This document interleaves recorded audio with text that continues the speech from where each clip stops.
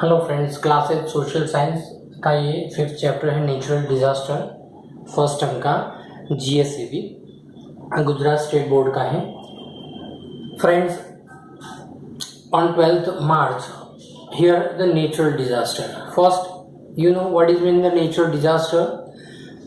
Just like a earthquake, flood, cyclone, these type of the disaster are called natural disasters, that means naturally occurs. On 12th March 2011, Krishna shows the pictures of the tsunami in the newspaper. After reaching a school, and she asked her class teacher, "Sir, I read the news about tsunami in the newspaper. How does a tsunami occurs?" She asked the class teacher. उसने class teacher को पूछा, "How to occur a tsunami?" Sir replied, "Natural disasters are the two types. Disasters like earthquake, tsunami, and volcano occurs due to the changes in the interior of the earth." यानी interior earth surface, यानी कि अर्थ के नीचे के part के अंदर जो भी मूवमेंट होती है, and it occurs due to earthquake और tsunami. Whereas a disaster like a flood, cyclone, forest fire, drought, etc. occurs due to the changes of the surface of the earth. अर्थ के ऊपर के जो भी उसके सरफेस पे जो भी चेंजेस होते हैं और उससे जो भी डिजास्टर्स होते हैं, so this like disasters. Now we take first, ये हमारा इंट्रोडक्शन था डिजास्टर चैप्टर. नेचुरल डिजास्टर क्या है और कौन कौन से नेचुरल डिजास्टर है, इंटीरियर सरफेस में क्या चेंजेस होते हैं और डिजास्टर होते हैं, और आउट अर्थ सरफेस के ऊपर कौन से डिजास्टर होते हैं. सो ये हमारा इंट्रोडक्शन था. नाउ हमारा जो फर्स्ट पॉइंट है, it is earthquake. Earthquake, the weak upper crust of the earth suddenly experience a tremors either due to collision of the plate or due to the tremendous pressure in the interior of the earth. अर्थ के अंदर बहुत सारा pressure बढ़ जाता है, and the waves of the tremors of the earthquake origin from its the hypocenter which is a deep down below the surface of the earth. क्योंकि उसका जो एपिक सेंटर होता है अर्थ के नीचे, हाइपोसेंटर जो है वो अर्थ के नीचे पे कोई भी प्लेस पर होता है. Such a sudden shaking of the trembling is known as the earthquake. Suddenly पूरा अर्थ शेकिंग करने लगता है, so that is known as earthquake. हम उसको earthquake बोलते हैं. अर्थक्वेक वेव्स आपने भी फील किए होंगे कि 2001 में आया था, और रिसेंटली भी बहुत सारे अर्थक्वेक के झटके भी आ रहे हैं. सो ये आपके लिए बहुत ये प्रेजेंट की बात है. Earthquake waves are created from the epicentre during the process of earthquake. यानी उसका जो एपिक सेंटर होता है उसके उतने एरिया में इसका इफेक्ट बहुत होता है, यानी कि जहाँ से जो अर्थक्वेक अकर्स होता है, it is known as epicentre. उसको हम बोलते हैं epicentre. Earthquake occurs due to the internal disturbance in the earth. Earth के नीचे में, अर्थ के इंटीरियर सरफेस के अंदर, और उसमें जो इंटरनल डिस्टर्बेंस आता है और उसी की वजह से अर्थक्वेक होता है. The waves of the earthquake spread outward from the epic centre, the point of the surface of the earth exactly above the hypocenter or the focus, it is known as epicenter. यानी कि जो अर्थ के interior part में जो उसका जो focus होता है, जहाँ से इट इज अकर्स, तो उसको हम बोलते हैं एपिक सेंटर बोलते हैं. The intensity of the earthquake is felt the maximum around the epicenter. यानी कि ज़्यादा जो जानहारी या तो ज़्यादा डैमेजिंग, ज़्यादा डिजास्टर कहाँ पे होता है, जहाँ पे उसका एपिक सेंटर होता है. उसके आजू बाजू एरिया में बहुत सारा डिजास्टर होता है. द इंटेंसिटी, उसकी इफेक्ट ज़्यादा होती है. बिकॉज ऑफ उसकी इंटेंसिटी ज़्यादा होती है, इसलिए वहाँ उसके जो आजू बाजू के एरिया में अप्रोक्सीमेटली 100-200 किलोमीटर एरिया के अंदर इसका इफेक्ट बहुत देखने को मिलता है. Intensity of the earthquake decreases as we move away from the epicentre. यानी एपिक सेंटर से दूर, जैसे उसका एक दूर इफेक्ट बहुत कम होता है, तो यानी कि मेन एपेक्स सेंटर है वहाँ पे इसका इफेक्ट ज़्यादा दिखाई देता है। The effect of an earthquake depend on the intensity of the earthquake। तो ये इसकी इंटेंसिटी के ऊपर डिपेंड रहता है। We can measure the intensity of the earthquake known as the point of origin, जहाँ से earthquake occurs होता है। This is the point of origin और the hypocenter with the help of the seismograph। और इसको हम seismograph के through उसके एपिक सेंटर को नाप सकते हैं। तो ये कहाँ से ये अकर हुआ, तो ये हमें उसके थ्रू पता चलता है। नेक्स्ट,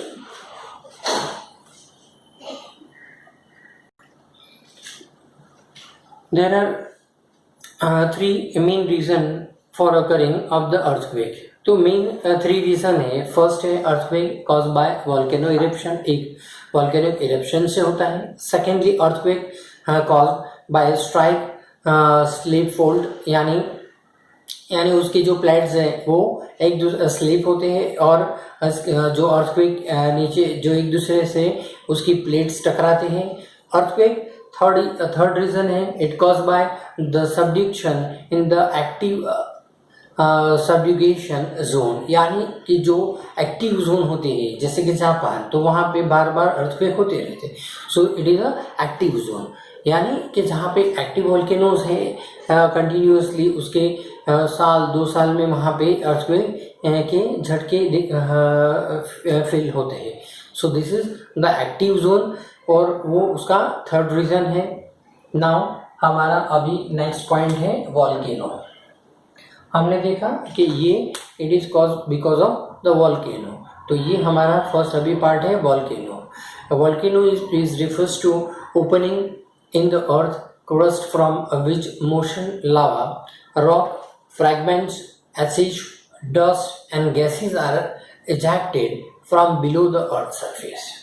यानी अर्थ की सरफेस से बहुत सारी चीज़ें हम निकाल लेते हैं और बहुत सारे उन माइन से या तो उसकी जो नीचे के सरफेस में lava, rock fragments, acids, dust particles, हम नीचे के एरिया के अंदर गैसेस जो एकदम उसका प्रेशर बढ़ जाता है, देन इट इजेक्टेड। तो ये इसकी वजह से वोल्केनिक इरप्शंस होते हैं।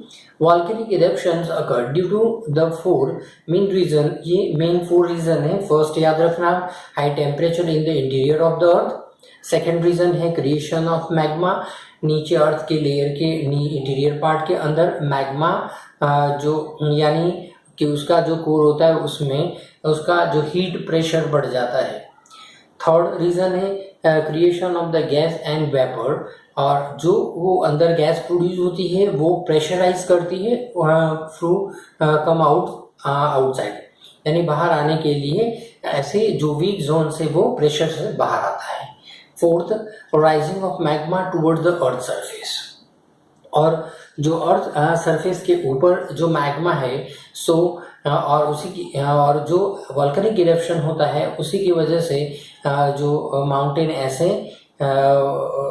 जो यहाँ पे एक लावा ऐसा फिर वो रॉक के फॉर्म में सेटल हो जाते हैं on the earth surface. So magma is pushed upward by the gases lying under the magma, यानी नीचे इंटीरियर सरफेस के अंदर कंटिन्यूसली उसका हीट प्रेशर ज़्यादा होता है और इसी की वजह से वहाँ नीचे के एरिया के अंदर गैस प्रेशराइज होता है। Secondly, the water percolating through the cracks and opening of the weak rocks surface turn into the vapour. This vapor is full of the pressure owing to the lack of the space and tries to come out on the great floor, यानी कि नीचे के अर्थ के नीचे के layer के अंदर जो गैसेस होते हैं वो बाहर आने के लिए एकदम प्रेशर करते हैं। These vapor also causes magma to rise upwards, और वो जो वेपर मैग्मा के साथ वो पूरे upward rises towards the upward की तरफ राइज होते हैं। And the gases present in the magma reach near the surface of the earth and erupt which high pressure in the form of the lava. Acids, gases, rocks, pieces of various shapes and size etcetera, this is known as the volcano. और वो volcanic eruption होता है। उसी तरह तो उसके साथ पूरा जो मैग्मा, लावा और ये इरप्शन के साथ पूरा और सरफेस पे एकदम प्रेशर से आता है and then it form just like a mountain. तो ये सारे जो हम बोलते हैं कि हिमालय माउंटेन, गिरनार माउंटेन, आबू, ये सारे जो बने हुए हैं, तो ये भी this is one type of this reaction. तो ये भी एक वॉल्केनिक इरप्शन की वजह से ये सारे माउंटेन क्रिएट हुए हैं। All volcanic residual comes on the surface of the earth and from a mountain like a structure. It is amount of the gases and various more and went on the earth surface in narrows. Then eruption is dangerous, but the amount of gases is less and the vent it broad and long. Then the mountain lava comes out slowly and spread itself on the earth surface. और धीरे धीरे इस तरह उसका लावा बाहर आता है और अर्थ के सरफेस पे सेटल हो जाता है। Now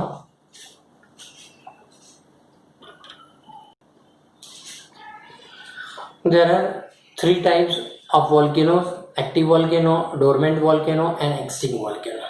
अब हम इसको एक्सप्लेन करते हैं। volcanoes are found at the various places in the world.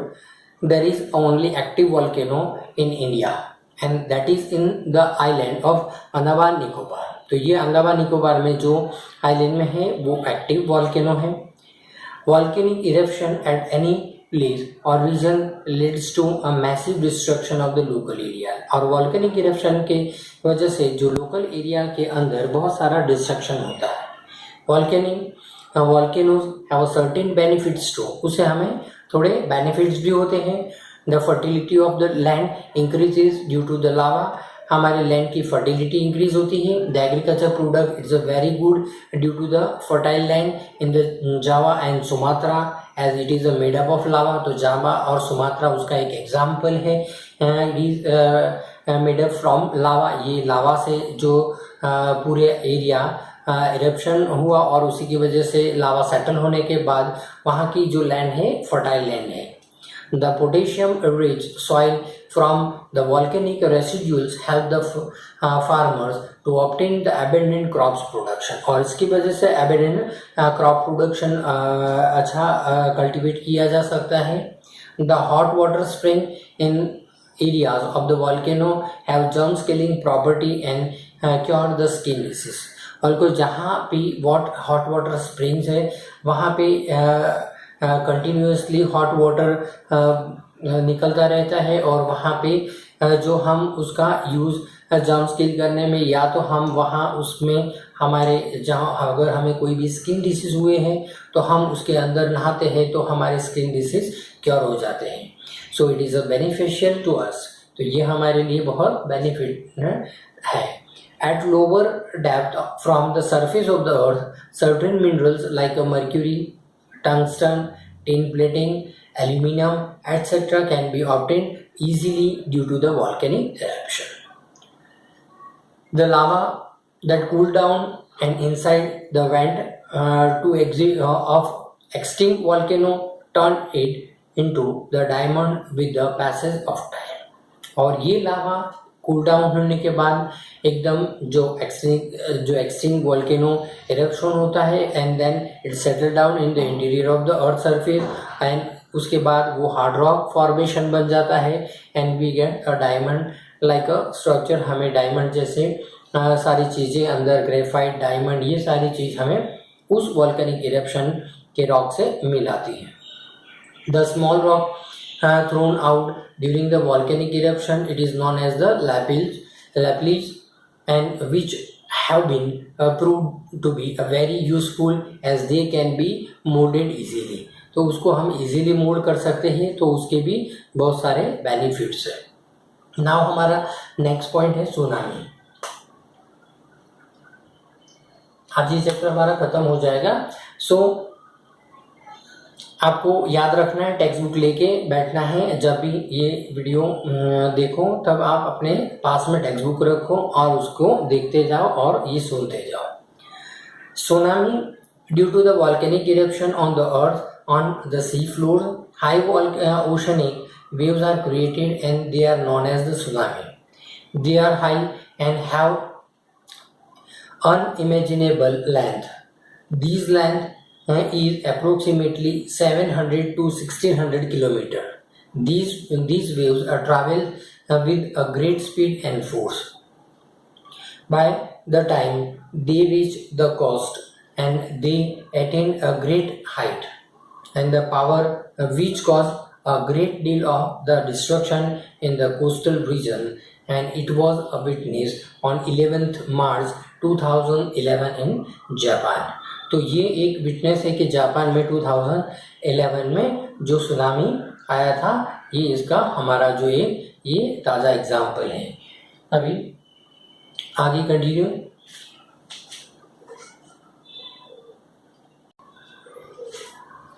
Now, strong and whirling wind also created big strong waves. Once the storm got over, these waves become tall with the strength and wavelength which can travel great distance. Such waves cause a great deal of the destruction of the coastal. और जिसकी वजह से ये strong wind की वजह से जो coastal area की जो रीजन है वहाँ पे बहुत सारा डिस्ट्रक्शन होता है, hence they are known as a destructive waves, तो उसको हम डिस्ट्रक्टिव वेव्स बोलते हैं। At the time rocks falls, ice falls और द अंडर वाटर लैंडस्लाइड्स और the slumps can generate displacement of water to create a tsunami. और इसकी वजह से ये वाटर सुनामी आती है। और ये समंदर के अंदर interior part of the sea, coastal sea के अंदर इंटीरियर पार्ट में जिस तरह अर्थक्वेक होता है, इस तरह ये सुनामी भी सी के कोस्टल एरिया के इंटीरियर पार्ट में होता है। और उसी की वजह से वहाँ के जो आउटर एरिया है कोस्टल एरिया के आजू बाजू सारे एरिया इसके अंदर सबमर्ज हो जाते हैं। So the flow of the excessive of water in the river is called the flood. अब flood किसको बोलते हैं कि excessive water flowing on the surface of the earth, तो अर्थ के सरफेस पे ऊपर वाटर एकदम रशिश होने लगता है, that is called flood. Flood occurs due to the two reasons. One, heavy rain in the upper course of the river, के upper part में ज़्यादा हैवी रेन होती है, उसकी वजह से फ्लड आते हैं। Secondly, if a dam on river breaks, flood occurs in the low lying area on the river banks. कभी कभी कोई डैम भी ब्रेक्स हो जाते हैं या तो ओवरफ्लो हो जाते हैं, ओवर फ्लडेड हो जाते हैं, then occurs the flood. Now name of the rivers and the flood occurs in the river in which year. तो यहाँ पे हमने बहुत टेक्स्ट बुक में एग्जांपल दिया है, Ganga Yamuna, Machchhu dam, Machchhu river, Tapi, Kosi.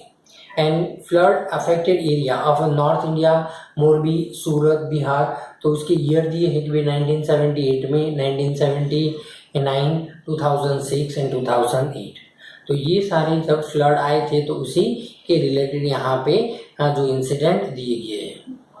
Scanty rainfall leads to the drying up of the groundwater and shortage of the flood and water. This condition it is known as famine. तो कभी कभी इस स्कैंटी रेनफॉल होने से हमें वाटर की शॉर्टेज हो जाती है, तो उसको हम बोलते हैं ड्रॉट बोलते हैं या ना फेमाइंस बोलते हैं। The condition of the famines occur in cases of the scanty rainfall और no rainfall for 2 or 3 years successively, and the possibility of famine is less if we plant more trees. यानी कि ज़्यादा से ज़्यादा plants cut होते हैं तो इसकी वजह से ये प्रॉब्लम क्रिएट होते हैं। So we have to grow more and more plants for the rain. यानी रेन, जब बहुत सारे जो ट्रीज होते हैं तो वो the trees are bring the rain, यानी इसकी वजह से बारिश होती है। तो ये हमारे लिए प्लांट्स इस तरह यूज़फुल भी बहुत सारे यूज़फुल हैं। ऑल्सो इट गिव द हमें ऑक्सीजन सप्लाई प्रोवाइड करते हैं, तो अर्थ सरफेस के ऊपर ऑक्सीजन का जो रेशियो बना रहता है। सो प्लांट हमें बहुत यूज़फुल है। नाउ हमारा अभी ये लास्ट टॉपिक है साइक्लोन। अभी यहाँ पे हमारा ख़त्म हो जाएगा, रिवर्स के बारे में देखा, अभी हम साइक्लोन के बारे में देखते हैं, then complete our chapter. Okay, the simple meaning of the cyclone is air which blows at the great speed. It can be called the storm or whirlwind. The coastal area of India experience cyclone every year. The eastern coastal specially experience it every year. The adjustment region also feel the effect of the cyclone, and when it is at it's the highest intensity. यानी कि coastal area पे ये cyclone हमें ज़्यादा feel होता है उस reason के अंदर, बिकॉज ऑफ वहाँ heavy wind rashes from the coastal area. However the wind affected and limited area of the limited period of time only. यानी कि वहाँ पे जब विंड की अफेक्टेड जो लिमिटेड एरिया के अंदर, यानी कि जो उसका साइक्लोनिक जोन है उस पर इसकी इफेक्ट ज़्यादा होती है.